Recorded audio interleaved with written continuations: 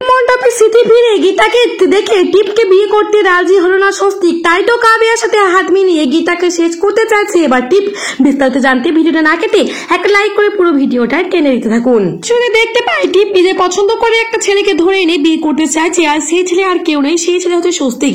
স্বস্তিককে বাঁচিয়ে এনেছিল টিপ, তারপরে স্বস্তিকের প্রেমে পড়ে স্বস্তিককে বিয়ে করতে চাইছে টিপ, কিন্তু টিপের মা কোনো মতেই কিন্তু এই বিয়েতে রাজি হতে চাইছে না। অন্যদিকে তো টিপের বাবা মনোজিৎ ফোন করে অঙ্কিতকে আর ফোন করে বলে, অঙ্কিত তোমরা আমাদেরকে ভুলে যেতে পারো, কিন্তু আমরা তোমাদেরকে ভুলে যেতে পারি না, তোমরা আমাদের আত্মীয়, আর তাই তোমার বিয়ে হয়েছিল তো আমাদেরকে কাউকে জানাওনি, কিন্তু আমাদের টিপের বিয়ে, তাই আমার টিপের বিয়েতে তোমরা সবাই আসবে, এমনকি তোমার ওয়াইফকেও সাথে নিয়ে আসবে। অঙ্কিত বলে, ঠিক আছে কাকু, আপনি কোনো চিন্তা করবেন না, আমরা ঠিক সময় মতো পৌঁছে দেবো, বিয়ের ডেটটা শুধু আপনি বলে দেবেন আর আমাদেরকে নিমন্ত্রণ করতে আসবেন। আর তারপরেই তো ফোনটা কেটে দেয়। অন্যদিকে তো মেহেক বড়বাবুকে বলে, বড়বাবু আমার গীতা বৌদিকে কোথাও খুঁজে পাওয়া গেছে?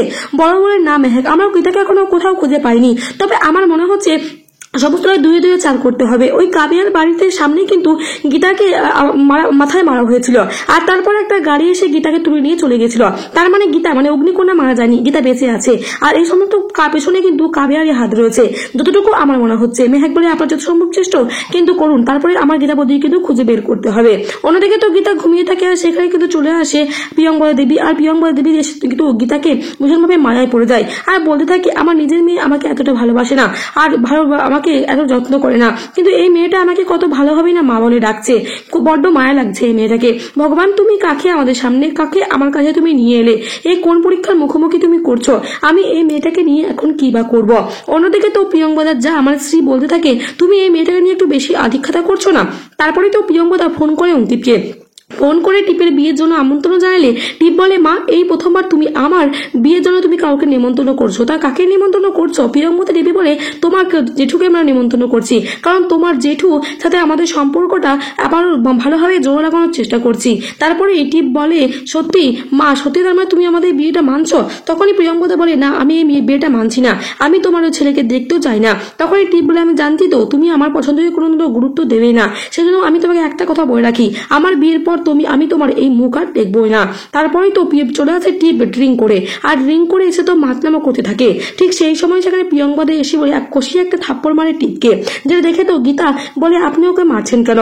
বাইরের লোকের কাছে টিপকে মেরেছে দেখে টিপের ভীষণভাবে পেস্টেজে লাগে, তারপর তার মাকে ভীষণভাবে রেগে যায়, আর গীতার উপরও প্রচন্ডভাবে রেগে যায়। কিন্তু সেই মুহূর্তে সিচুয়েশন পাল্টে যায়। মেহেক ফোন করে প্রিয়ঙ্বদা দেবীকে, আর ফোন করে যে তার মেয়ের কি কি লাগবে এই কথা শুনে জিজ্ঞাসা করলে, তখনই প্রিয়ঙ্বদা বলে, আমাদের যা কিছু আছে তাতে আমাদের মেয়েকে পুরোপুরিভাবে গয়নায় ভরে দেবো, তোমরা শুধু এমনি এমনি আমাদের বিয়েতে নিমন্ত্রিত হয়ে এসো। তারপরে সেই সময় গীতা ফোনে কথা বলে প্রিয়ঙ্বদা দেবীকে, আর বলে, খাবার তো তৈরি হয়ে গেছে, কিন্তু মেহেক সেই কথাটা শুনতে পায় না। মেহেকা আরো একটু সমস্যা হলে গীতা আবার কিন্তু ফোন করে প্রিয়ঙ্বদা দেবী ফোনে, কিন্তু প্রিয়ঙ্বদা দেবী গীতাকে নাম জিজ্ঞাসা করলে গীতা নিজের নাম বলতে পারে না। তারপরে তো প্রিয়ঙ্বদা দেবী গীতার জন্য মেডিকেলে আনতে গেলে গীতা সেই ফোনটা তোলে, আর গীতা ফোনটা তুলতে বলে, হ্যালো। মেহেক বলে, গীতা বৌদির মতো গলার আওয়াজ লাগছে, কে তুমি? গীতা বলে, আমি কোনো কিছু আমি জানি না, কে আমি কিছুই জানি না, তুমি কে আমাকে ফোন করেছো? মেহেক বুঝতে পারে গীতার গলার আওয়াজ লাগছে, তাই এটা গীতাই হতে পারে, কিন্তু বারবার করে মেহেক হ্যালো করতে থাকলেও গীতা কোনো কথা উত্তর দেয় না। গীতা সেখানেই ফোনটা রেখে দেয়। মেহেক মনে মনে ভাবতে থাকে, গীতা বৌদির মতন গলার আওয়াজ লাগছে, তাহলে কি ওখানে রয়েছে গীতা বৌদি? কোথায়? আমাকে যেতে হবে, যে করে হোক আমাকে দেখতে হবে। তারপরে অঙ্কিতকে বলে, অঙ্কিত তুমি আমাকে নিয়ে চলো ওখানে। অঙ্কিত বলে, এরকম ভাবে যাওয়া যায় না, ওনার সাথে আমাদের সম্পর্কটা খুব একটা ভালো নেই, সেজন্য ওরা নিমন্ত্রণ করতে আসুক, আমরা কিন্তু বিয়ের দিনই যাবো। তারপরে কিন্তু প্রিয়ঙ্বদা দেবী আর মনোজিৎ বাবু নিমন্ত্রণ করতে আসে অম্লান চ্যাটার্জি মানে অঙ্কিতদের বাড়িতে, আর নিমন্ত্রণ করে বিয়ের ডেটটা দেখিয়ে দেয়। তারপরে তো বিয়ের ডেটে সকলে মিলে বিয়েতে যায়, আর তারপরে কিন্তু সেখানে স্বস্তিক বিয়ের মণ্ডপে বর বেশি আসে। স্বস্তিক তো মাথায় কিছু ঠিক থাকে না। অন্যদিকে তো টিপ তো স্বস্তিককে ভীষণভাবে পছন্দ, তাই তো বিয়ের মণ্ডপে হাসতে খুঁজতে আছে।